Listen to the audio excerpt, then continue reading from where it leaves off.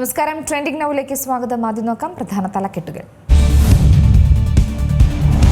കേന്ദ്ര നിയമങ്ങൾക്കെതിരായ പണിമുടക്ക് ഇന്ന് അർദ്ധരാത്രി മുതൽ 24 മണിക്കൂർ പണിമുടക്ക് ആഹ്വാനം ചെയ്ത് വിവിധ ട്രേഡ് യൂണിയനുകൾ. നാളെ അർദ്ധരാത്രി വരെ പണിമുടക്ക്. പണിമുടക്കിൽ കേരളം സ്തംഭിക്കുമെന്ന് സമരസമിതി.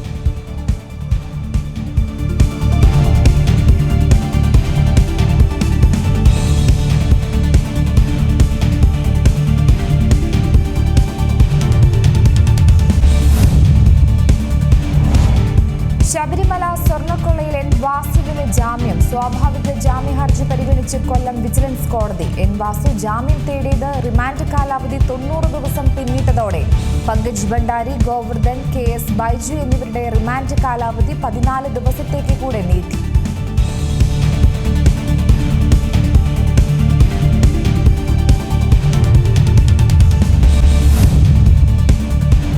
നടൻ ബിജു മേനോൻ നിർമ്മാതാവിന് നഷ്ടം വരുത്തിയെന്ന സംഭവത്തിൽ നിലപാട് ഘടിപ്പിച്ച് പ്രൊഡ്യൂസേഴ്സ് അസോസിയേഷൻ. 15 ലക്ഷം രൂപ ബിജു മേനോൻ നിർമ്മാതാവിന് നൽകണമെന്ന് തീരുമാനം. പ്രൊഡ്യൂസേഴ്സ് അസോസിയേഷൻ നടന് കത്ത് നൽകി.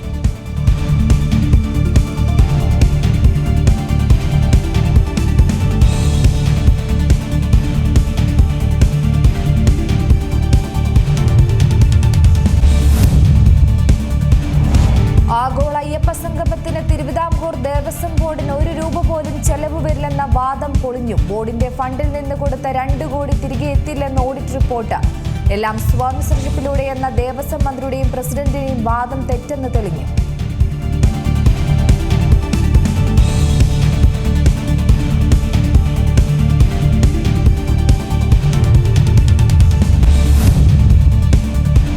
സംസ്ഥാനത്ത് കൊടും വേനലിന് സമാനമായ ചൂട് തുടങ്ങി. വരും ദിവസങ്ങളിൽ ചൂട് വർദ്ധിക്കുമെന്ന മുന്നറിയിപ്പ്. മിക്ക ജില്ലകളിലും താപനില സാധാരണയേക്കാൾ 2 മുതൽ 4 ഡിഗ്രി വരെ ഉയരാൻ സാധ്യത.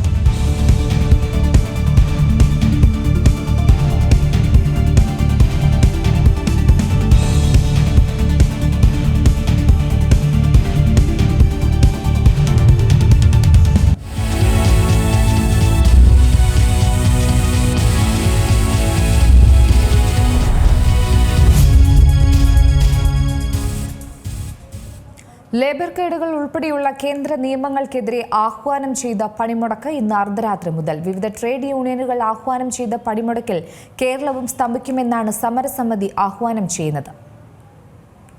വിവിധ ട്രേഡ് യൂണിയനുകൾ ആഹ്വാനം ചെയ്ത 24 മണിക്കൂർ പണിമുടക്ക് ഇന്ന് അർദ്ധരാത്രി മുതൽ തുടങ്ങും. നാളെ അർദ്ധരാത്രി വരെയാണ് പണിമുടക്കുന്നത്. CITU അടക്കം 10 കേന്ദ്ര ട്രേഡ് യൂണിയനുകളാണ് ആഹ്വാനം ചെയ്തത്. ലേബർ കോഡുകൾ ഉൾപ്പെടെയുള്ള കേന്ദ്ര നിയമങ്ങൾക്കെതിരെയാണ് പ്രതിഷേധം. CITU ആഹ്വാനം ചെയ്ത പണിമുടക്കിൽ കേരളം സ്തംഭിക്കുമെന്നാണ് സമരസമിതി നേതാക്കൾ പറയുന്നത്. രാജ്യം മുഴുവൻ 1000-ലധികം കേന്ദ്രങ്ങളിൽ പ്രതിഷേധ പരിപാടികൾ നടക്കും. 500 കേന്ദ്രങ്ങളിൽ പ്രതിഷേധ പരിപാടികളും റാലികളും സംഘടിപ്പിക്കുന്നുണ്ട്. തൊഴിൽ കോഡുകൾ പിൻവലിക്കുക, തൊഴിലുറപ്പ് പദ്ധതി പുനഃസ്ഥാപിക്കുക, വൈദ്യുതി വിത്ത് ഭേദഗതി ബില്ലുകൾ പിൻവലിക്കുക എന്നീ ആവശ്യങ്ങളും സമരക്കാർ ഉയർത്തിയിട്ടുണ്ട്. പണിമുടക്കിന് ഇടതുപക്ഷം അടക്കമുള്ള പ്രതിപക്ഷ പാർട്ടികളും ഐക്യദാർഢ്യം അറിയിച്ചു. അധ്യാപക വിദ്യാർത്ഥി സംഘടനകളും പണിമുടക്കിന്റെ ഭാഗമാകുന്നുണ്ട്. കർഷക തൊഴിലാളി സംഘടനകളും പണിമുടക്കിന്റെ ഭാഗമാകും. കടകമ്പോളങ്ങൾ അടച്ചും യാത്രകൾ ഒഴിവാക്കിയും വാഹനങ്ങൾ ഇറക്കാതെയും എല്ലാവരും സഹകരിക്കണമെന്നും സമരസമിതി ആവശ്യപ്പെട്ടു. സംസ്ഥാനത്ത് പണിമുടക്കിന് മുന്നോടിയായി തൊഴിലുടമകൾക്ക് ട്രേഡ് യൂണിയനുകൾ നോട്ടീസ് നൽകിയിട്ടുണ്ട്. News desk C Malayalam news. Krishnan നൽകും കൂടുതൽ വിശദാംശങ്ങൾ. ബിനോയ്, വ്യാഴാഴ്ച നടക്കുന്ന അഖിലേന്ത്യാ പണിമുടക്ക് ചരിത്ര വിജയമാക്കാൻ ഒരുങ്ങിയിരിക്കുകയാണ് കേരളം. CITU അടക്കം 10 കേന്ദ്ര ട്രേഡ് യൂണിയനുകൾ ആഹ്വാനം ചെയ്ത 24 മണിക്കൂർ പണിമുടക്കാണ്. നേരത്തെ ബിനോയ് അടക്കം പറയുന്നുണ്ട് നാളെ വീട്ടിൽ പോയാൽ തിരിച്ചെങ്ങനെ എത്തുമെന്നുള്ള വലിയ ആലോചനകളൊക്കെ നടക്കുന്നുണ്ട്. അക്ഷരാർത്ഥത്തിൽ അടച്ചിടൽ ദിനമാണോ നാളെ? തീർച്ചയായും അങ്ങനെ വേണം മനസ്സിലാക്കാൻ. പ്രധാനമായും 10 കേന്ദ്ര തൊഴിലാളി സംഘടനകൾ ദേശീയ തൊഴിലാളി ഫെഡറേഷൻ ഇങ്ങനെ ചേർന്ന് സംയുക്ത ട്രേഡിന്റെ ഭാഗമായിട്ട് അവർ ആഹ്വാനം ചെയ്തിരിക്കുന്ന ദേശീയ പണിമുടക്ക് പ്രഖ്യാപിച്ചിരിക്കുന്നത്. അതായത് ഇന്ന് രാത്രി 12 മണി മുതൽ നാളെ രാത്രി 12 മണി വരെ, ഈ ബുധനാഴ്ച അർദ്ധരാത്രി മുതൽ അർദ്ധരാത്രിയാണ് പണിമുടക്ക്. കേരളം സ്തംഭിപ്പിക്കുമെന്നാണ് കേരളത്തിലെ ഈ സംയുക്ത ട്രേഡ് യൂണിയന്റെ ഭാരവാഹികൾ വാർത്താ സമ്മേളനത്തിൽ അറിയിച്ചത്. ഇതിൽ നിന്ന് ഒഴിവാക്കിയിട്ടുള്ളത് ശബരിമല തീർത്ഥാടകരെയും മാരാമൺ കൺവെൻഷനെയും മാത്രമാണ്. കോഴഞ്ചേരി, തോട്ടപ്പുഴശ്ശേരി പഞ്ചായത്തുകളെ മാരാമൺ കൺവെൻഷന്റെ ഭാഗമായി ഈ പണിമുടക്കിൽ നിന്ന് ഒഴിവാക്കിയിട്ടുണ്ട്. പ്രധാനപ്പെട്ട ആവശ്യങ്ങൾ തൊഴിലാളി വിരുദ്ധ ലേബർ കോഡുകൾ പിൻവലിക്കുക, മഹാത്മാഗാന്ധി ഗ്രാമീണ തൊഴിലുറപ്പ് പദ്ധതിയിൽ വന്നിട്ടുള്ള മാറ്റങ്ങൾ, ഇത് സംബന്ധിച്ചിട്ടുള്ള ചില പ്രശ്നങ്ങൾ, അങ്ങനെ പ്രധാനപ്പെട്ട ഈ രണ്ടെണ്ണം. ബാക്കി നിരന്തരം സംഘടനകൾ ആവശ്യപ്പെട്ടുകൊണ്ടിരിക്കുന്ന ആവശ്യങ്ങളൊക്കെ ഇത്തവണയും ഉന്നയിച്ചിട്ടുണ്ട്. മനസ്സിലാക്കുന്നത് സ്തംഭിപ്പിക്കുന്ന രീതിയിൽ തന്നെയുള്ള ഒരു പ്രവർത്തനം ഈ സംയുക്ത ട്രേഡ് യൂണിയന്റെ പ്രവർത്തകരുടെ ഭാഗത്തുനിന്ന് ഉണ്ടാകും എന്നാണ്. ശക്തമായ പണിമുടക്ക് തന്നെ ആയിരിക്കും എന്ന് അവർ പ്രഖ്യാപിച്ചിട്ടുണ്ട്. അക്ഷയ, ബിനോയ് സൂചിപ്പിച്ച പോലെ തന്നെ അത്യാവശ്യ ഘട്ടങ്ങളിലൊക്കെ ആവശ്യം വന്നാൽ പുറത്തിറങ്ങാൻ സാധിക്കുമല്ലോ അല്ലേ? സാധാരണഗതിയിൽ ഇത് പലപ്പോഴും ചർച്ചയ്ക്ക് വിഷയമായിട്ടുള്ള ഒന്നാണ്. പണിമുടക്കിൽ പങ്കെടുക്കുന്നവർക്ക് നിർബന്ധിതമായി അതിന്റെ ഭാഗമാകേണ്ടി വരുന്നു എന്നൊരു വിമർശനം പലപ്പോഴും ഉന്നയിക്കപ്പെട്ടിട്ടുണ്ട്. ഇത്തവണ എന്തായാലും ട്രേഡ് യൂണിയനുകൾ എല്ലാവരും ഈ വാർത്താ സമ്മേളനമൊക്കെ നടത്തി പറഞ്ഞിരിക്കുന്നത് കേരളം സ്തംഭിപ്പിക്കും എന്നാണ്. അത്യാവശ്യം, അതായത് വാഹനങ്ങളൊന്നും നിരത്തിൽ ഇറങ്ങില്ല എന്ന് അവർ തന്നെ പ്രഖ്യാപിച്ചിരിക്കുകയാണ്. അതുകൊണ്ട് അത്യാവശ്യക്കാർ എങ്ങോട്ടെങ്കിലും പോയാൽ എന്ത് സംഭവിക്കും എന്നുള്ള കാര്യം കണ്ടറിയേണ്ടതാണ്. പലപ്പോഴും ഈ പണിമുടക്കിൽ പങ്കെടുക്കാത്ത അല്ലെങ്കിൽ പണിമുടക്കിനോട് സഹകരിക്കാത്ത സാധാരണ ജനങ്ങൾ പണിമുടക്കിനോട് സഹകരിക്കാത്ത സാഹചര്യങ്ങളൊക്കെ വന്നിട്ടുണ്ട്. നാളെ എങ്ങനെയാണ് സംഭവിക്കുക, അങ്ങനെ സംഭവിച്ചാൽ എങ്ങനെയായിരിക്കും പണിമുടക്കിനെ അനുകൂലിക്കുന്നവർ പ്രതികരിക്കുക എന്നൊക്കെ കണ്ടറിയേണ്ടതാണ്. അക്ഷയ, എന്തായാലും ശക്തമായിരിക്കും എന്ന ഉറപ്പാണ്. വാഹനങ്ങൾ ഓടിയില്ലെങ്കിൽ, സംസ്ഥാനത്ത് നമ്മുടെ പബ്ലിക് ട്രാൻസ്പോർട്ട് സംവിധാനം ഓടിയില്ലെങ്കിൽ വലിയ ബുദ്ധിമുട്ട് ജനങ്ങൾക്ക് ഉണ്ടാകുന്നുള്ള കാര്യത്തിൽ യാതൊരു സംശയവുമില്ല. നേരത്തെ അക്ഷയ പറഞ്ഞതുപോലെ വീട്ടിലേക്ക് പോയാൽ എങ്ങനെ തിരിച്ചു വരും എന്ന ആശങ്ക ഇന്ന് കേരളത്തിലെ ധാരാളം ആൾക്കാർക്ക് ഉണ്ട് എന്നതാണ് വ്യക്തമായി പറയാനുള്ളത്. മാത്രമല്ല, ഇതിപ്പോൾ കേരളത്തിലാണെന്ന് തോന്നുന്നു ഏറ്റവും കൂടുതൽ ബാധിക്കുന്നത്. ദേശീയ പണിമുടക്കാണെങ്കിലും മറ്റ് സംസ്ഥാനങ്ങളിലൊന്നും ജനജീവിതത്തെ അത്ര ബാധിക്കാൻ സാധ്യതയില്ല അല്ലേ? നേരത്തെ ഒരു കാർഷിക സംസ്ഥാനം എന്ന ഖ്യാതി ഉണ്ടായിരുന്ന കേരളം ഇപ്പോൾ ഒരു കൺസ്യൂമർ സ്റ്റേറ്റ് എന്നുള്ള നിലയ്ക്കാണ്, ഉപഭോക്തൃ സംസ്ഥാനം എന്നുള്ള നിലയ്ക്കാണ് അതിന്റെ മുന്നോട്ടുള്ള പോക്ക്. ഏറ്റവും അധികം വ്യാപാരം നടക്കുന്ന സംസ്ഥാനങ്ങളിലൊന്നാണ് കേരളം. അത് വിവിധ മേഖലകളിലായി, എല്ലാ മേഖലകളിലും ഏറ്റവും കൂടുതൽ നിക്ഷേപങ്ങൾ പലയിടത്തായിട്ട് ഉണ്ട്. അതിനനുസരിച്ചുള്ള വ്യാപാരം നടക്കുന്നുണ്ട്. വലിയ ട്രേഡ്, ഓൺലൈനായിട്ടും ഒക്കെയുള്ള ട്രേഡുകൾ നടക്കുന്നുണ്ട്. വലിയ തരത്തിൽ ഇൻവെസ്റ്റ്മെന്റ് കേരളത്തിൽ സംഭവിക്കുന്നുണ്ട്. അത്തരം കാര്യങ്ങളെയൊക്കെ ഇത് ബാധിക്കും എന്നുള്ളതാണ് മനസ്സിലാക്കേണ്ടത്. എന്തായാലും ഈ മേഖലയിലൊക്കെ പണിയെടുക്കുന്ന ആൾക്കാരെ സംബന്ധിച്ച് അവരുടെ ജീവിതത്തെ ഒരു ദിവസമെങ്കിലും അത് ഏറ്റവും കുറഞ്ഞത് ബാധിക്കും. രാജ്യത്തെ മൊത്തം നികുതി വരുമാനത്തെയും ബാധിക്കും. കേരളം പ്രത്യേകിച്ചും ഒരു കൺസ്യൂമർ സ്റ്റേറ്റ് എന്നുള്ള നിലയ്ക്ക് വളരെ കാര്യമായ ബുദ്ധിമുട്ടുകൾ കേരളത്തിലുണ്ടാകും എന്ന് തന്നെയാണ് മനസ്സിലാക്കേണ്ടത്.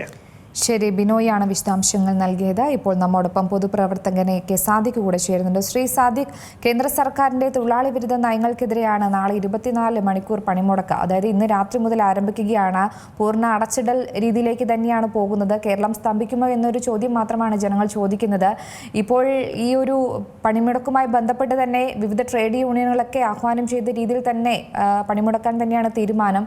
പക്ഷേ ഇപ്പോഴെങ്കിലും കേന്ദ്രം ഇതൊക്കെയുമായി ബന്ധപ്പെട്ട് കണ്ണു തുറക്കുമോ എന്നൊരു ചോദ്യം ബാക്കിയാവുകയാണ്. അക്ഷയ, കേരളത്തില് ഈ പണിമുടക്ക്, ഹർത്താൽ, ബന്ദ് എന്നൊക്കെയുള്ള വാക്കുകൾ ഒരുപക്ഷെ കണ്ടുപിടിച്ചത് തന്നെ കേരള സംസ്ഥാനമാണോ എന്ന നിലയിൽ വരെ നമ്മൾക്ക് ചിന്തിക്കാൻ കഴിയുന്ന ഒരു സംസ്ഥാനമാണ്. കമ്മ്യൂണിസ്റ്റ് ഭരണം ലോകത്താദ്യമായി ബാലറ്റിലൂടെ വന്ന ഒരു സംസ്ഥാനമാണ് കേരളം. പക്ഷെ അവിടെ ഒരു കാര്യം, ഈ പണിമുടക്ക് നടക്കുമ്പോൾ ഈ പണിമുടക്കുന്നവരും പണിമുടക്കത്തിൽപ്പെട്ട് ബുദ്ധിമുട്ടുന്നവരും ഒക്കെ ഓർമ്മിക്കേണ്ട ഒരു ചരിത്ര സത്യം ഞാൻ ഓർമ്മിപ്പിക്കാം. 58-ൽ നമ്മളുടെ 57 ഏപ്രിൽ 5-ന് ശ്രീ EMSന്റെ ഗവൺമെന്റ് കേരളത്തിൽ ആദ്യമായി ഉണ്ടായി. 58 ജൂലൈ 26-ന് ആദ്യത്തെ തൊഴിലാളി വെടിവെപ്പുണ്ടായി കൊല്ലം ജില്ലയിലെ ചന്ദനത്തോപ്പിൽ. കശുവണ്ടി തൊഴിലാളികൾ ക്ഷാമബത്ത ചോദിച്ച് സമരം ചെയ്തതിന് വെടിവെപ്പുണ്ടായി. സഖാവ് രാമനും സഖാവ് സുലൈമാനും 2 RSP തൊഴിലാളികൾ വെടിയേറ്റ് മരിച്ച ഒരു ഭരണവും കേരളത്തിൽ ഉണ്ടായിരുന്നു എന്നുള്ളത് നമ്മൾക്ക് ഓർമ്മിക്കണം ഈ സന്ദർഭത്തിൽ. ഇപ്പോ കേന്ദ്രത്തിന്റെ തൊഴിലാളി വിരുദ്ധ നയങ്ങൾ, ലേബർ കോഡുകൾ, 29 ലേബർ കോഡുകൾ ക്രോഡീകരിച്ച് 4 എണ്ണമാക്കി തൊഴിലാളികളെ ബുദ്ധിമുട്ടിക്കുന്നതാണ് എന്നുള്ളതിന് ഒരു തർക്കവുമില്ല. പക്ഷേ അത് കേരളത്തിൽ 3 വർഷങ്ങൾക്ക് മുമ്പ് അതിന്റെ കരട് ഭേദഗതികൾ വന്ന് കേരള ഗവൺമെന്റ് അംഗീകരിച്ചു കൊടുത്തിട്ട് അത് ഇവിടുത്തെ തൊഴിലാളികൾ അറിയുന്നത് പോലെ ഈ അടുത്ത സമയത്താണ് മറച്ചുവെച്ചു. PM ശ്രീ ഒപ്പിട്ടത് മറച്ചുവെച്ചതുപോലെ. അപ്പൊ അത് ഈ തൊഴിലാളികളോട് കാണിക്കുന്ന നല്ല സമീപനമാണോ എന്നുകൂടി ഈ പണിമുടക്കുന്നവർ ആലോചിക്കണമെന്നാണ് നമ്മൾക്ക് പറയാനുള്ളത്. കേരളത്തിൽ കഴിഞ്ഞ 5 വർഷമായി പ്രതിപക്ഷം ഒരൊറ്റ ഹർത്താൽ നടത്തി കേരളത്തിലെ ജനങ്ങളെ ബുദ്ധിമുട്ടിച്ചിട്ടില്ല. കേരളത്തിലെ ജനങ്ങൾ ഹർത്താലിനും ബന്ദിനും പണിമുടക്കത്തിനും എല്ലാം പൊതുജനങ്ങൾ പൊതുവെ എതിരാണ്. പക്ഷെ സംഘടിതമായി എല്ലാ പേരും കൂടെ ചേർന്ന് ഇത് പ്രഖ്യാപിച്ചാൽ ഒരു നല്ല അവധി ദിവസം നാളെ ആഘോഷിക്കും. അതിന് യാതൊരു സംശയവുമില്ല. ഈ ആഘോഷിക്കുന്നതിന് വേണ്ടുന്ന കാര്യങ്ങൾ നൽകുന്ന സ്ഥാപനങ്ങളെ ഇതൊന്നും ബാധിക്കുകയുമില്ല. അത് അതിനേക്കാൾ രസകരമാണ്. ഇവിടെ ഇപ്പോൾ കേന്ദ്രം ഭരിക്കുന്ന BJPയുടെ DMS എന്ന ഒരു സംഘടന ഒഴികെയുള്ള രാജ്യത്തെ മുഴുവൻ ട്രേഡ് യൂണിയനുകളും നാളെ സമരത്തിലാണ്. പക്ഷെ ആകെ കൂടി ജനജീവിതം സ്തംഭിക്കാൻ പോകുന്ന ഒരേ ഒരു സംസ്ഥാനം കേരളം മാത്രമായിരിക്കും. വേറെ ഒരു സംസ്ഥാനവും അതുണ്ടായില്ല.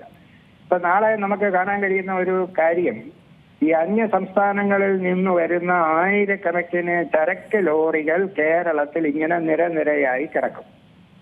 ഇവിടുന്നുള്ള ഒരു ലോറിയും പുറത്തോട്ട് പോകില്ല. പക്ഷേ മറ്റിടത്തു നിന്നുള്ള സർവ്വ ലോറിയും കേരളം വരെ വരും. ഇവിടെ ഈ തൊഴിലാളികളുടെ സമരമാണല്ലോ. ഇതിപ്പോ ഈ വർഷത്തെ പണിമുടക്കത്തിൽ കേന്ദ്രത്തിന്റെ ഈ നയങ്ങൾക്കെതിരെയുള്ള തൊഴിലാളികളുടെ സമരത്തോടൊപ്പം ജീവനക്കാരും അധ്യാപകരും എല്ലാം പണിമുടക്കണമെന്നാണ് ആ ട്രേഡ് യൂണിയൻ ഐക്യ സമരസമിതി. ഒരു കാര്യം ഞാനൊന്ന് ഇടവിട്ട് ചോദിക്കുകയാണ്, ഒരു സംശയമാണ്. അപ്പോൾ തൊഴിലാളി മേഖലയിൽ രാഷ്ട്രീയ താല്പര്യങ്ങൾ കലർത്തുന്നതിന് വേണ്ടി സംഘടന ശക്തമായിട്ട് ഇത്തരത്തിലുള്ള സമരരീതികൾ കൊണ്ടുവരുന്നു എന്നല്ലേ നമുക്കതിലൂടെ മനസ്സിലാക്കേണ്ടത്? അല്ല, തീർച്ചയായിട്ടും തൊഴിലാളി സംഘടനകളെ ഇത് ബാധിക്കുന്ന വിഷയമാണെന്ന് ഞാൻ തുടക്കത്തിലെ പറഞ്ഞു. പക്ഷേ ഈ തൊഴിലാളികളെ മൊത്തത്തിൽ ബാധിക്കുന്ന ഈ വിഷയത്തിൽ പണിമുടക്കത്തിന് ആഹ്വാനം കൊടുത്തിരിക്കുന്ന CITU അല്ലെങ്കിൽ CPM കേരളത്തിലെ തൊഴിലാളികളോട് എടുക്കുന്ന നിലപാടും ഈ സമയത്തൊന്ന് ചർച്ച ചെയ്യണം. നാളെ KSRTC ബസ് ഓടില്ല, ഉറപ്പാണ്. എന്ന് വെച്ചാൽ മാനേജ്മെന്റ് ഒരു ബസ് പോലും പണിമുടക്കാത്തവർ വന്ന് ബസ് ഇറക്കാമെന്ന് പറഞ്ഞാലും ഇറക്കണ്ടെന്ന് മാനേജ്മെന്റ് പറയും. പക്ഷെ അവരാലോചിക്കണം, 2011 നടന്ന ഒരു പെൻഷൻ ശമ്പള പരിഷ്കരണം കഴിഞ്ഞിട്ട് ഇപ്പൊ എത്ര കൊല്ലമായി? 15 വർഷമായി. ഈ 15 വർഷമായി ഇവിടുത്തെ KSRTCയിലെ പെൻഷൻകാരന് DA ഇല്ല, പെൻഷൻ ഇല്ല, ശമ്പള പരിഷ്കരണമില്ല, പ്രോവിഡന്റ് ഫണ്ട് ഇല്ല, ഒന്നുമില്ല. ഇത് ആര് പരിഹരിക്കണം? കേന്ദ്രം പരിഹരിക്കണം. കേരള സർക്കാരല്ലേ അത് പരിഹരിക്കേണ്ടത്.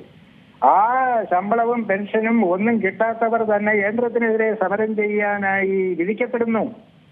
അവിടെയാണ് ഇതിന്റെ ഒരു വൈരുദ്ധ്യാത്മക സമരവാദം എന്ന് നമുക്ക് പറയേണ്ടി വരുന്നത്. ആശാ സമരത്തിന്റെ 1 വർഷത്തിന്റെ റെക്കോർഡാണ് ഇന്നലെ സെക്രട്ടേറിയറ്റിന്റെ മുമ്പിൽ നടന്നത്. ഈ KSRTCയിൽ ഇപ്പൊ സർക്കാരിന്റെ 3 മാസത്തെ പരസ്യത്തിന് 9 കോടി രൂപ കേരള സർക്കാർ കൊടുക്കുന്നുണ്ട്. ആ 9 കോടി രൂപയെങ്കിലും എടുത്തിട്ട് ഈ പെൻഷൻകാരനും ജീവനക്കാർക്കും എന്തെങ്കിലും കൊടുക്കണ്ടേ? ഇവിടെ തൊഴിൽ നിഷേധിക്കുന്നു, തൊഴിലില്ലായ്മയ്ക്കെതിരെയാണ് സമരം. PSCയിലെ 1ാം റാങ്കുകാരായ കുട്ടികൾക്ക് പോലും ഇവിടെ ജോലി കിട്ടുന്നില്ല. ജോലി ഉള്ളവർക്ക് DA ഇല്ല, പെൻഷനില്ല, മറ്റൊന്നുമില്ല. ജോലി ഉണ്ടെങ്കിലും ഇല്ലെങ്കിലും ഇപ്പൊ തുല്യമാണ്. അപ്പൊ ഞാൻ പറഞ്ഞു വരുന്നത്, നമ്മൾ തൊഴിലാളികൾക്കെതിരല്ല. തൊഴിൽ മേഖലകളിൽ അവർക്ക് മാന്യമായ ശമ്പളമൊക്കെ കിട്ടണം.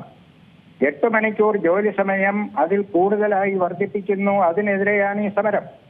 ആ സമരം നടത്തുമ്പോൾ ഇവിടെ കേരളത്തിലെ KSRTCയിലെ ജോലി സമയം 12 മണിക്കൂറാക്കിയ ഒരു ഗവൺമെന്റാണ് ഈ സമരത്തെ സ്പോൺസർ ചെയ്യുന്നത്. ആ വൈരുദ്ധ്യവും കൂടി അപ്പോഴും സമരം ചെയ്യണ്ടേ? ഈ സമരം എന്ന് പറഞ്ഞാൽ ഇപ്പോൾ ഞാൻ മനസ്സിലാക്കിയെടുത്തോളം എന്റെ 31 വർഷത്തെ സർവീസ് ജീവിതത്തിനിടയിലും അത് കഴിഞ്ഞുള്ള 11 വർഷവും കൂടി 42 വർഷത്തെ എന്റെ വ്യക്തിപരമായ ഓർമ്മയിൽ എല്ലാ വർഷവും ഫെബ്രുവരിയിൽ ഒരു അഖിലേന്ത്യാ പണിമുടക്കമുണ്ട്. അത് കോൺഗ്രസ് ഭരിച്ചാലും ഉണ്ട്, BJP ഭരിച്ചാലും ഉണ്ട്. കാരണം CPMന് ഒരു കാലത്തും കേന്ദ്രം ഭരിക്കാൻ പറ്റാത്തത് കൊണ്ട് ഒരു അഖിലേന്ത്യാ പണിമുടക്കം എല്ലാ ആണ്ടിലും ഉണ്ട്. അതിന് ഓരോ ആണ്ടിലും ഓരോ ഡിമാൻഡ് കിട്ടും. കഴിഞ്ഞ വർഷത്തെ അഖിലേന്ത്യാ പണിമുടക്കിന്റെ തീയതി അക്ഷയ്ക്ക് ഓർമ്മയില്ലെങ്കിൽ ഞാൻ പറഞ്ഞുതരാം. 2025 മെയ് മാസം 20ന് ഒരു അഖിലേന്ത്യാ പണിമുടക്കം ഉണ്ടായിരുന്നു. അപ്പൊ നമുക്ക് ഈ ആണ്ടുതോറും ഓണം ഉള്ളതുപോലെ ആണ്ടുതോറും നമുക്കൊരു അഖിലേന്ത്യാ പണിമുടക്കം ഉണ്ട്. നല്ലത് തന്നെ. കാരണം ഒരു ദിവസം എല്ലാവർക്കും കൂടെ വീട്ടിൽ ഒന്നിച്ചിരിക്കാനുള്ള, അങ്ങനെയെങ്കിലും എല്ലാവരും കൂടെ വീട്ടിൽ ഒന്നിച്ച് കിട്ടാൻ ഒരവസരം കിട്ടുമല്ലോ. ഈ കോവിഡിന്റെ 2021 ഫെബ്രുവരിയിൽ ഒഴികെ എല്ലാ വർഷവും ഇതുണ്ട്. അതിന് നമുക്ക് ഓരോ കാരണങ്ങൾ കിട്ടും. ഈ കാരണങ്ങളൊക്കെ ന്യായമായ കാരണങ്ങളുമാണ്. പക്ഷെ അതിന് വേണ്ടി സമരം ചെയ്യുന്നവർ ഭരണം കിട്ടുമ്പോൾ ആ അധികാരം ഉപയോഗിച്ച് ഇതൊക്കെ പരിഹരിക്കാനും കൂടി ഉള്ള ഒരു താല്പര്യം എടുക്കണം എന്നുള്ളതാണ് പൊതുജനങ്ങൾക്ക് പറയാനുള്ളത്. ഇപ്പൊ തൊഴിലാളികളുടെ ഒരു നിർവചനത്തിൽ നിന്നും നിശ്ചിത ശമ്പളത്തിൽ കൂടുതൽ കിട്ടുന്നവരെയൊക്കെ പിന്നെ ഈ ഉദ്യോഗസ്ഥർ എന്നുള്ള പേരൊക്കെ മാറ്റി ഈ സർവ്വരാജ്യ തൊഴിലാളികളെ എന്ന് നമ്മൾ ഒറ്റ വാചകത്തിൽ ഒറ്റ വരിയിൽ പറയും.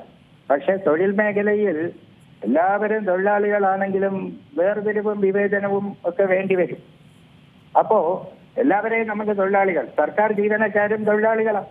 അവർ പേന ഉപയോഗിക്കുന്ന തൊഴിലാളികളാണെന്നേ ഉള്ളൂ. അധ്യാപകരും തൊഴിലാളികളാണ്. അവർ ആത്മീയമായ നിലയിൽ പഠിപ്പിക്കുന്നതേ ഉള്ളൂ. ആ രീതിയിൽ നോക്കിയാൽ നമ്മളുടെ എല്ലാവരും തൊഴിലാളികളാണ്. ആ അർത്ഥത്തിൽ നമ്മൾ എല്ലാവർക്കും ഈ സമരത്തിനോട് നമുക്ക് യോജിപ്പാണ്. പക്ഷേ ഈ സമരം കേരളത്തിൽ ഒരു ബന്ദായി അല്ലെങ്കിൽ ഒരു ഹർത്താലായി ഇത് പരിണമിക്കും. ആ നഷ്ടം പ്രത്യേകിച്ച് ഒരു ഗുണവും ചെയ്യുകയില്ല. ആ നഷ്ടം ശാശ്വത നഷ്ടമാണ്. ഇപ്പൊ നാളെ ഒരു ദിവസം പണി മുടക്കിയാൽ വയസ്സോണാകും, ശമ്പളമില്ല. അത് കൃത്യമായി ശമ്പളമുള്ളവർക്കാണ്. അവർക്ക് ശമ്പളത്തിൽ ഒരു ദിവസം കുറയും. അല്ലാതെ രാവിലെ എഴുന്നേറ്റ് പണിക്ക് പോകേണ്ട ഒരാള് നാളെ എങ്ങനെ പണിക്ക് പോകും? അപ്പോ ഇത് ഈ കാലം മാറുന്നതനുസരിച്ച് ഈ സമരത്തിന്റെ ശൈലികളൊക്കെ മാറേണ്ടതായിട്ടുണ്ട്. അതുകൊണ്ട് ഈ 24 മണിക്കൂർ ജനജീവിതം സ്തംഭിപ്പിക്കുന്നത് കൊണ്ട്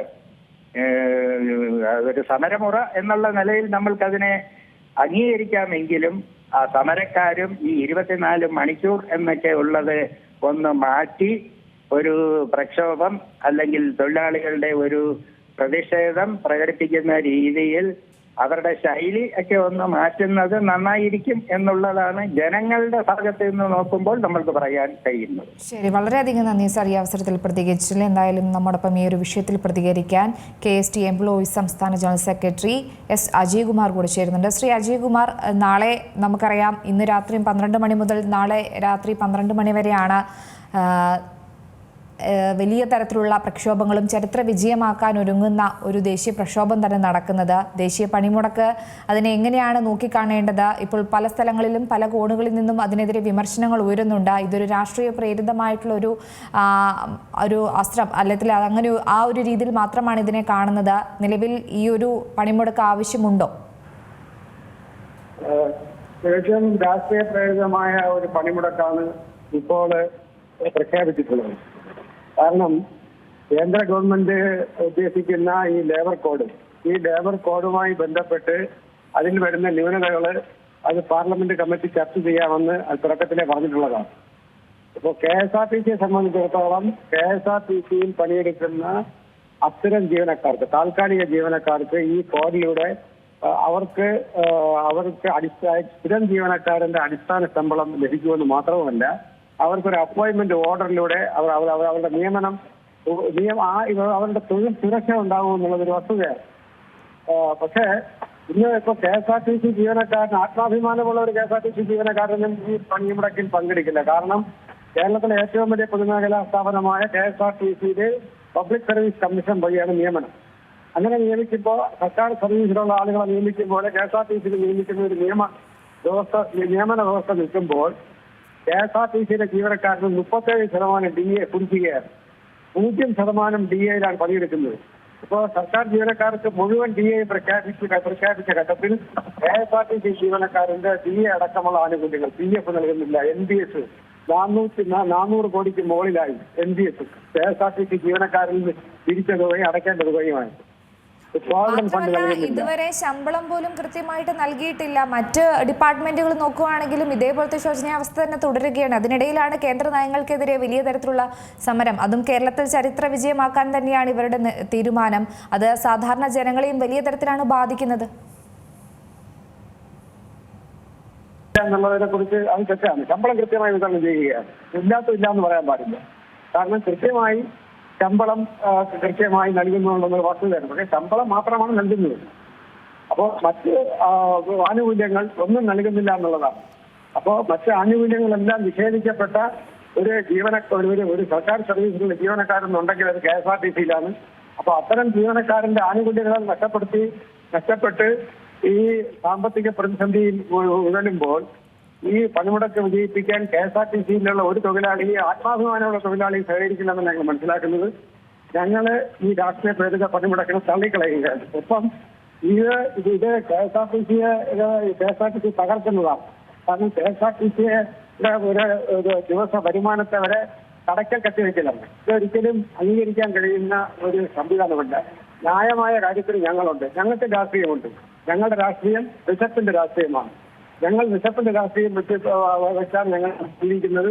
അപ്പൊ ഞങ്ങൾ ജീവിക്കാൻ വേണ്ടി, അതിജീവനത്തിന് വേണ്ടിയുള്ള ഒരു പോരാട്ടത്തിലാണ് ഞങ്ങൾ. അപ്പോ KSRTCയുടെ ജീവനക്കാരന് ശമ്പളം മാത്രം കൃത്യമായി നൽകുന്നു എന്നുള്ളത് വസ്തുതയാണ്. ആ വസ്തു നിലനിൽപ്പിന് KSRTC ജീവനക്കാരന്റെ NPS അടക്കമുള്ള ആനുകൂല്യങ്ങൾ നൽകാത്ത സാഹചര്യത്തിൽ KSRTC തൊഴിലാളികൾ നിശ്ചയമായും ഈ പണിമുടക്ക് തള്ളിക്കളയും എന്നാണ് ഞങ്ങൾ പ്രതീക്ഷിക്കുന്നത്. തീർച്ചയായും വളരെയധികം നന്ദി അജയ്കുമാർ ഈ അവസരത്തിൽ പ്രതികരിച്ചല്ലോ. എന്തായാലും കേന്ദ്ര സർക്കാരിന്റെ പുതിയ തൊഴിൽ കോഡുകൾക്കെതിരെ നടത്താനിരിക്കുന്ന ദേശീയ പണിമുടക്ക് കേരളത്തിൽ ബന്ദിന്റെ പ്രതീതി സൃഷ്ടിക്കുമെന്ന് ഉറപ്പാണ്. കേരളത്തിൽ പണിമുടക്ക് സമ്പൂർണ്ണമായിരിക്കുമെന്നാണ് വിവിധ തൊഴിൽ സംഘടനകളുടെ നേതാക്കൾ പറയുന്നത്. പ്രത്യേകിച്ച് സർക്കാർ ഓഫീസുകൾ, ബാങ്കുകൾ, സ്കൂൾ, കോളേജ്, പൊതുഗതാഗത കടകമ്പോളങ്ങൾ എന്നിവയൊക്കെ അടഞ്ഞുകിടക്കാനുള്ള ഒരു സാധ്യത തന്നെയാണ് നിലവിൽ നിലനിൽക്കുന്നത്. അധ്യാപക, അനധ്യാപക സംഘടനകളും വിദ്യാർത്ഥി സംഘടനകളും പണിമുടക്കിൽ പങ്കുചേരുമെന്നാണ് അറിയുന്നത്. നിലവിലെ സാഹചര്യത്തിൽ KSRTCയും സ്വകാര്യ ബസ്, ഓട്ടോറിക്ഷ, ടാക്സി തൊഴിലാളികളും പണിമുടക്കും.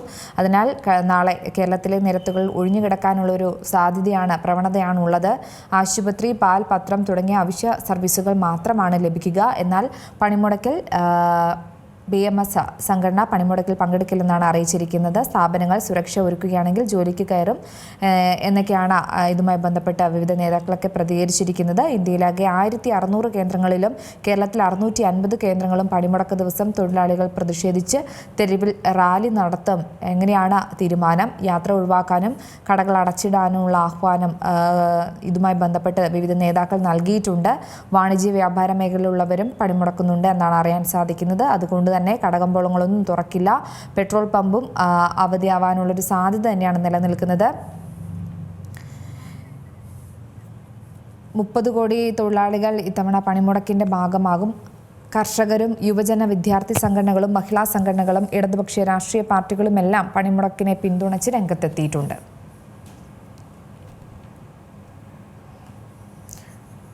ലേബർ കോഡ് പിൻവലിക്കുക എന്നതുള്ളതാണ് പ്രധാനപ്പെട്ട ആവശ്യം. മഹാത്മാഗാന്ധി തൊഴിലുറപ്പ് പദ്ധതി പുനഃസ്ഥാപിക്കണം, സ്ഥിരം തൊഴിലുറപ്പാക്കണം എന്നിവയൊക്കെയാണ് പ്രധാന ആവശ്യങ്ങളിൽ പെടുന്നത്. എന്തായാലും എല്ലാവരും സഹകരിക്കണമെന്നാണ് പറയുന്നത്. പക്ഷേ ഇതുമായി ബന്ധപ്പെട്ട് തന്നെ രാഷ്ട്രീയ പ്രേരിതമായിട്ട് തന്നെയാണോ ഇതിനെ കാണുന്നത്? കേരളത്തിൽ നമുക്കറിയാം, കാലാവധി കഴിഞ്ഞിട്ടും ശമ്പള പരിഷ്കരണം നടപ്പാക്കുന്നില്ല. അർഹതപ്പെട്ട DA ആനുകൂല്യം നിഷേധിച്ചും ഷിഫ്റ്റ് സമ്പ്രദായം നടപ്പാക്കാതെ 8 മണിക്കൂറിന് പകരം ജീവനക്കാരെ 12 മണിക്കൂർ ജോലി ചെയ്യിപ്പിക്കുന്ന ഇടതുപക്ഷ സർക്കാരാണ് കേന്ദ്ര തൊഴിലാളി ദ്രോഹം നടത്തുന്നത് എന്ന വിമർശനവും ഒരു പക്ഷത്ത് ഉയരുന്നുണ്ട്. ഇടവേള.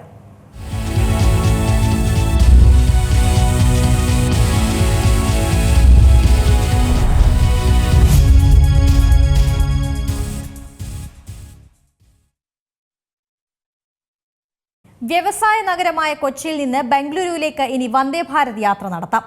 26651, 26652 എന്നാണ് ട്രെയിൻ നമ്പറുകൾ. ആഴ്ചയിൽ 6 ദിവസമാണ് വന്ദേ ഭാരത് സർവീസ് നടത്തുന്നത്.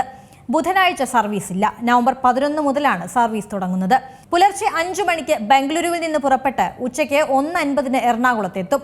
തിരിച്ച് എറണാകുളത്ത് നിന്ന് ഉച്ചയ്ക്ക് 2:20 ബംഗളൂരുവിലേക്ക് പുറപ്പെടുന്നത്. രാത്രി 11 KSR ബംഗളൂരു സ്റ്റേഷനിലെത്തും. 11 സ്റ്റേഷനുകളിൽ മാത്രമാണ് വന്ദേ ഭാരതിന് സ്റ്റോപ്പ് ഉള്ളത്. കേരളത്തിൽ എറണാകുളം വിട്ടാൽ 2 സ്റ്റോപ്പുകൾ മാത്രം. എറണാകുളം, തൃശൂർ, പാലക്കാട്, പൊതന്നൂർ, കോയമ്പത്തൂർ, തിരുപ്പൂർ, ഈറോഡ്, സേലം, ജോലാർപേട്ടെ, കൃഷ്ണരാജപുരം, KSR ബംഗളൂരു എന്നിങ്ങനെയാണ് വന്ദേ ഭാരത് കടന്നുപോകുന്ന സ്റ്റേഷനുകൾ. ചെയർ കാറിന് 1095 രൂപയും എക്സിക്യൂട്ടീവ് ചെയർ കാറിന് 2289 രൂപയുമാണ് ടിക്കറ്റ് നിരക്ക്. 8 മണിക്കൂർ 40 മിനിറ്റാണ് സർവീസ് സമയം. ഇനി ഓരോ സ്റ്റേഷനിലേക്കുള്ള ടിക്കറ്റ് നിരക്ക് പരിശോധിക്കാം. എറണാകുളത്ത് നിന്ന് ബംഗളൂരുവിലേക്ക് പോകുമ്പോൾ തൃശൂരിലേക്ക് ചെയർ കാറിന് 293 രൂപയും എക്സിക്യൂട്ടീവ് ചെയർ കാറിന് 616 രൂപയുമാണ്. പാലക്കാട് 384 ചെയർ കാറിനും 809 രൂപ എക്സിക്യൂട്ടീവ് ചെയർ കാറിനും നൽകണം. തിരികെ ബംഗളൂരുവിൽ നിന്ന് എറണാകുളത്തേക്ക് പോകുമ്പോൾ തൃശൂരിലേക്ക് ചെയർ കാറിന് 1009 രൂപയും എക്സിക്യൂട്ടീവ് ചെയർ കാറിന് 2110 രൂപയുമാണ്. പാലക്കാട് 876 ചെയർ കാറിന് നൽകിയാൽ 1827 എക്സിക്യൂട്ടീവ് ചെയർ കാറിന് നൽകി യാത്ര ചെയ്യാം.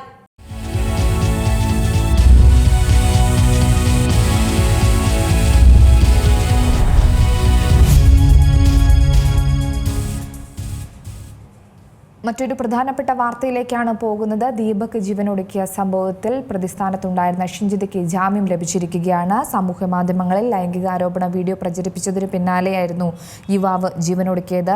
ആ സംഭവത്തിലാണ് പ്രതി ഷിംജിത മുസ്തഫയ്ക്ക് ഇപ്പോൾ ജാമ്യം ലഭിച്ചിരിക്കുന്നത്. കോഴിക്കോട് പ്രിൻസിപ്പൽ സെഷൻസ് കോടതിയാണ് ജാമ്യം അനുവദിച്ചത്. 21 ദിവസമായി ഷിംജിത ജയിലിൽ തുടരുകയാണ്. പ്രതിഭാഗം പ്രധാനമായും കോടതിയിൽ വാദിച്ചതും ഇക്കാര്യം തന്നെയാണ്. ഈ വാർത്തയുടെ കൂടുതൽ വിശദാംശങ്ങൾ ജോഷി TV നൽകും. കോഴിക്കോട് നിന്നും ജോഷി, ബസ്സിനുള്ളിൽ ലൈംഗിക അതിക്രമം കാട്ടിയെന്ന് ആരോപിച്ചായിരുന്നു സമൂഹ മാധ്യമത്തിൽ വീഡിയോ പങ്കുവച്ചതിന് പിന്നാലെ യുവാവ് ജീവനൊടുക്കുകയും അതേ തുടർന്ന് പ്രതി ഷിംജിത മുസ്തഫയ്ക്ക് പിടികൂടുകയൊക്കെ ചെയ്തത്. വലിയ നാടകീയമായ രംഗങ്ങൾ തന്നെയായിരുന്നു നമ്മൾ കണ്ടിരുന്നത്. ഇപ്പോൾ ഇതാ 21 ദിവസത്തിന് ശേഷം ഷിംജിത പുറത്തേക്ക് ഇറങ്ങുകയാണ്. എന്തൊക്കെയാണ് വിശദാംശങ്ങൾ?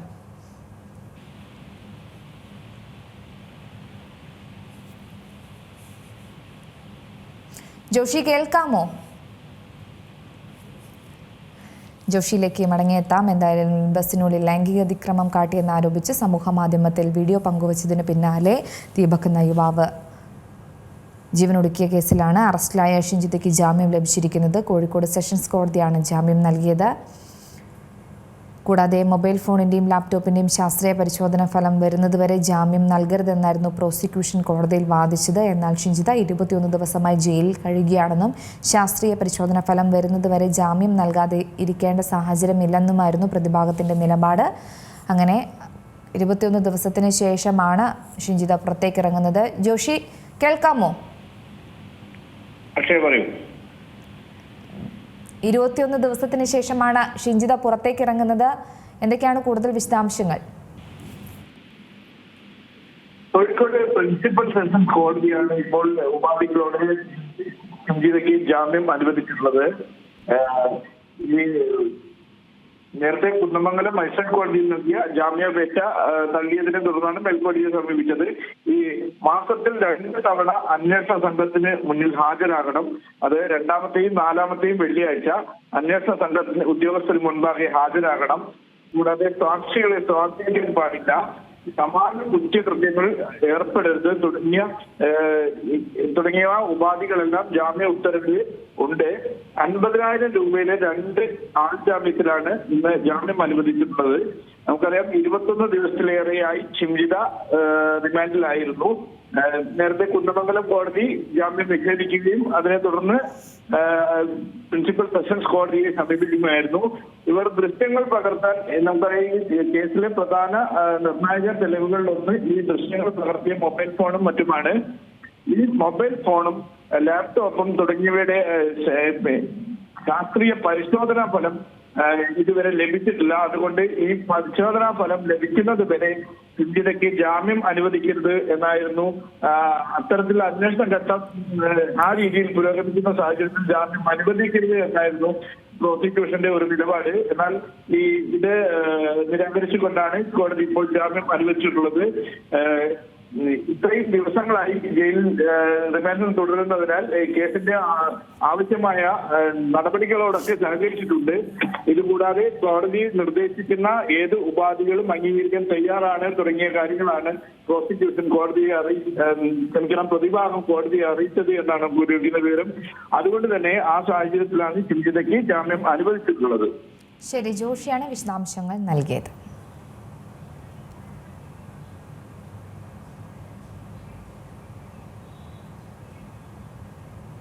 ബുള്ളറ്റിൻ പൂർണ്ണമാകുന്നു. നന്ദി.